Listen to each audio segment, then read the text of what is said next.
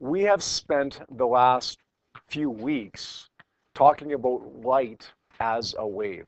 Right away, the very first or second day of this unit, we established that there were 4 properties of waves that were exhibited by EMR, showing that light was a wave, right?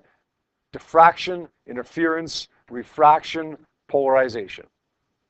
But then, over the last week or so, when we've been talking about the photoelectric effect, and then earlier today, the Compton effect, we've established that light is also a particle. It's got a wave-particle duality.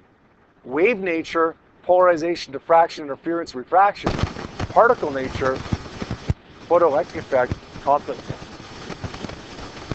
Well, a guy named Louis de Broglie came along, pronounced de Broglie, but looks like de Broglie, comes along and says, wait a second, physics is a symmetrical subject.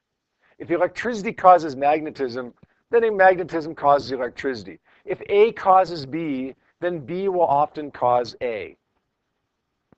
If waves can behave like particles, then why can't particles behave like waves?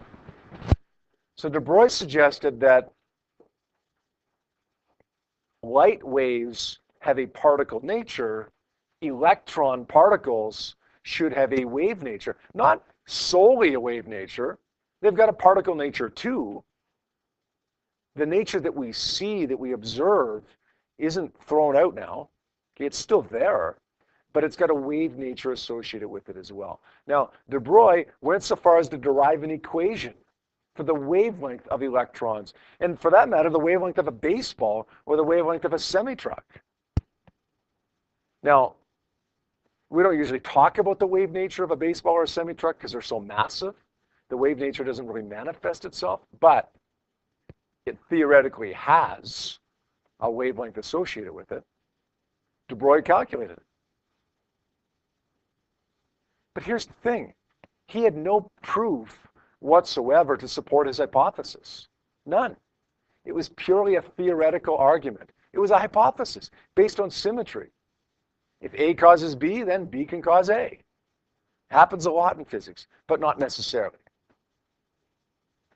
Evidence did come later on through what we call electron diffraction experiments.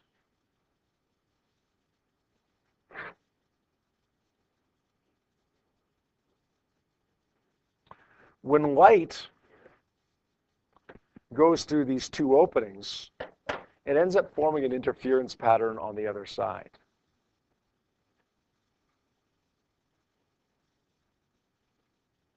Interference patterns are properties of waves. Clearly, light forms an interference pattern. That's a wave property.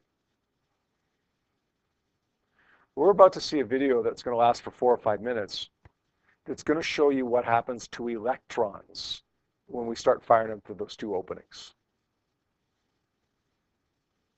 Then we'll come back and talk about this experimental support again for a moment.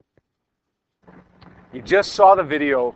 What you saw was that when they weren't being observed, the electrons, as they were fired, even one at a time at these 2 openings, the electrons formed the same pattern on the screen as the photons did. So in other words, if diffraction and interference are properties of waves, and electrons diffract and interfere to produce the interference pattern, then electrons must be waves. De Broglie must be right.